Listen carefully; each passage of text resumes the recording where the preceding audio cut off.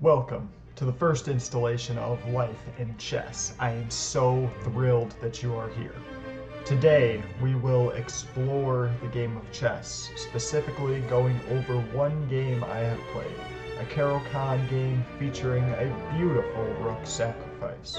So, without further ado, please prepare yourselves for the learning experience of a lifetime. All right. That is a Matthew McConaughey reference from Dazed and Confused. Great movie, you should watch it. Here is a game I played against Vassler Hild.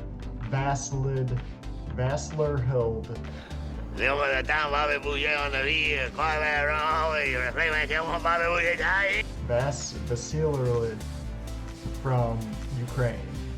This was back in March. I was 1359 in Blitz. I was on the up and up. I was seeing the board incredibly well. I'm trying to work back to this point. I don't know what happened over the summer, but I lost brain cells or something. Something tragic happened to my thinking capacity, apparently, because now I am stuck in the low 12s. Maybe it's just the learning curve, maybe it just takes time, but let's just look at this game. I feel like it's very instructional and walk through kind of what happened. Okay, so he opens with e4, standard, very popular, the most popular. I meet him with c6, the first move of Caro-Kann. He answers with c3, knight c3. I meet him with d5 in the center. He responds back with d4. I take on e4, key move to the main line of the Caro-Kann defense. He takes back with the knight on e4. I pull out my knight to f6, inviting him to take, because I want to double up my pawns here and enter the Tartakower Variation. And sure enough, he does, and I'm very happy to see it. So I take back, he makes a developing move, knight f3. I do the same, I pull out my bishop to d6, and then I believe he plays bishop c4, followed by castles. And at this point in the game, I'm very happy with the way everything's turned out. This is ideal for me.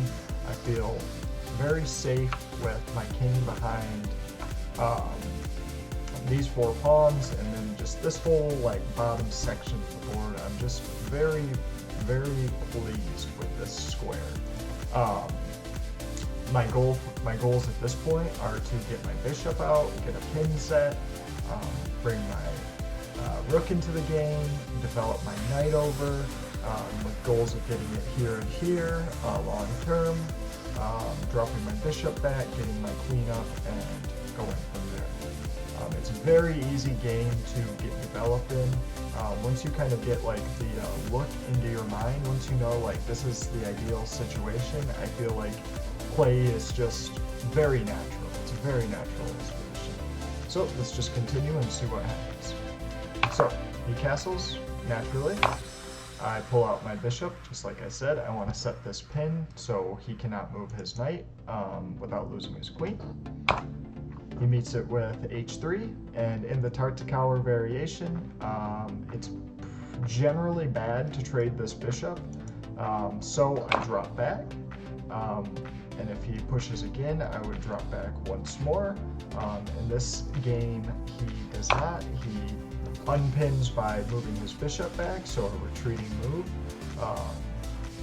Generally, if you're moving a piece twice, in the opening, it's bad. We're kind of out of the opening, entering a middle game here. So he pulls his bishop back to unpin.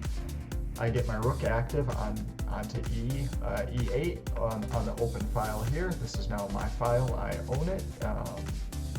We may have some custody battle later in the future if he moves his rook to the e file. Things could happen. Things could get messy. Judges, lawyers could get involved. We'll just kind of see what happens. But for now, it's my file. I want it. It's my money. I need it now. Okay. c3. Computer says c4 for him would have been best, but he plays c3. I develop my knight, just like I said I was going to. Okay.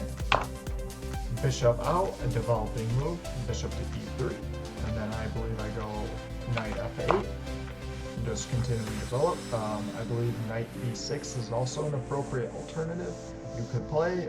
Computer says knight b6 is best actually, but knight f8 is good. It keeps the game completely even.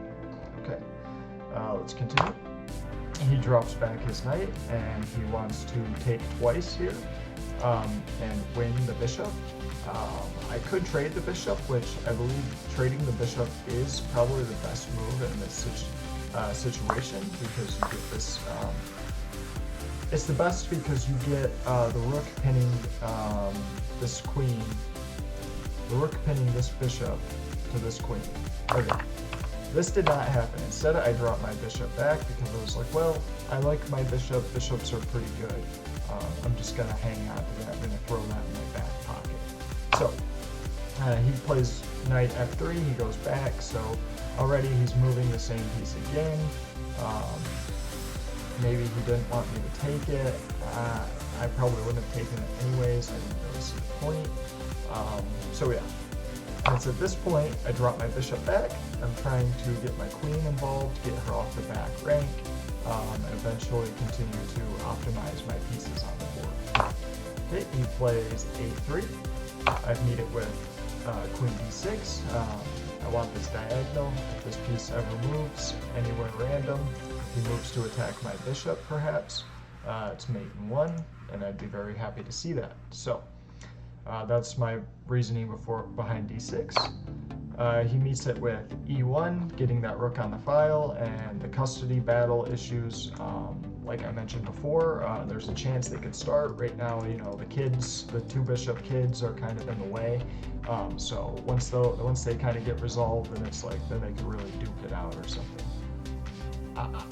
I don't know like what that example is or how it makes sense, but yeah. Anyways, I go back, I play g6. Looking at this game, I'm not sure why I did not play rook d8. It would have been a, you know, nice looking developing move. I feel like in this position, this just looks solid. Like all my pieces look just beautifully placed. I would play that now, but in the game I played bishop h5, maybe because I thought he was going to try to do some trick or something and want to take his bishop, and I don't know. I don't know what the rationale was. Maybe you can tell me in the comments. Maybe it was bait to get him to play pawn g4, because pawn g4 is an extremely weakening move. And it's extremely weakening because it opens up the idea of a brilliant rook sacrifice. So this position is very important to keep in the back of your mind as well, because it involves the removal of a key defender of the g3 square. So I can take the rook, sack the rook, as Gotham Chess would say, something about the rook, sacking the rook. The rook! If he wants to keep the game as equal as possible, his best move here is to take the bishop. And then at this point, I would just drop my rook back and say, I just won bishop for free, and his king is completely wide open, and I'm about to win. I'm up a pawn. Life is good. That would be the best way for him to play it, but that did not happen. I didn't even actually sacrifice in the real game. In the real game, I dropped my bishop back because I failed to see this sacrifice, this idea that if he takes, I get a check here with the queen, and it's very bad for him. Instead, I drop back, and I'm still up 0.7 over half a pawn, almost 1 pawn advantage. And so I'm doing great, I'm feeling great. I love that his king is becoming increasingly vulnerable by the minute. He plays king g2, which, as you can see, is a blunder and led to him losing the game on the spot. At this point, this is what really opened my eyes to this rook sacrifice idea. So in the game, as you can see, I sack the rook. Chess.com says it's a brilliant move. I don't know if it's really a brilliant, but I just knew that this would remove the key defender of the g3 square. So this is the main idea of this video. If you can remove a key defender with a rook sacrifice, then do it, because you'll win the game. So if you have not done so already, please take a moment to like and subscribe to this channel. I am working to grow it. As you can see, I have just begun. This is my first official video. So I would honestly really appreciate it. If I was in that situation, I would be so frustrated I would just take and then proceed to lose the game, which is quite literally what happened. So I check him. Great move, probably the only move. He goes to f1. I believe f1 is the strongest in this position. And I actually missed queen h3 here. Instead I was like, well, let's just keep building the pressure and, you know, hunt for this mate. So I go bishop e4, which bishop e4 is very good. The difference between queen h3 check and bishop e4 is 0.35 difference. So bishop e4 is honestly just as good, maybe slightly less good. I thought adding pressure with another piece was really good. Okay, at that point, he has no idea what to do. He does not realize the immediate danger that is present on the board when he plays b4, which is very strange. I then recognize if I take h3, mate is on the way. He's forced to go to f2, followed by bishop g3, check. And then from here, I capture the knight, he captures back, I check on h2, he has to go to f1, and then it's checkmate on f2 queen. A game can end that fast. You know, one rook sacrifice leads to an immediate abrupt ending. So keep that in mind for your Caro-Kann games. Add that to your repertoire. Add that rook sacrifice to your repertoire. Sometimes it's not good to sacrifice a rook, but in this case, I had two possible. I got lucky, really. I got bailed out the first time. I could have rook sacked here, and if he would have took, we would have been in a very similar situation. So looking at the game review, chess.com says I was very accurate in this game. I just wanted to show you this for the record.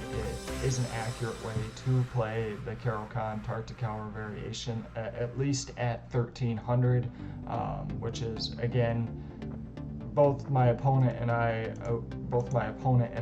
are definitely still learning the game. We're by no means like good, and this is by no means what a professional game would look like between two players, but yeah. Just for the record, the game, there was no real end game. The game ended in the middle game because of the rook sack. 97% accuracy for the middle and 99% accuracy for the opening. So if you want to learn the Caro-Kann Tartakower Variation, I feel like this video is a good introduction into how to get a position such as the one that I did, and how to take advantage of a misplaced bishop. Okay. If you loved this video, that is awesome.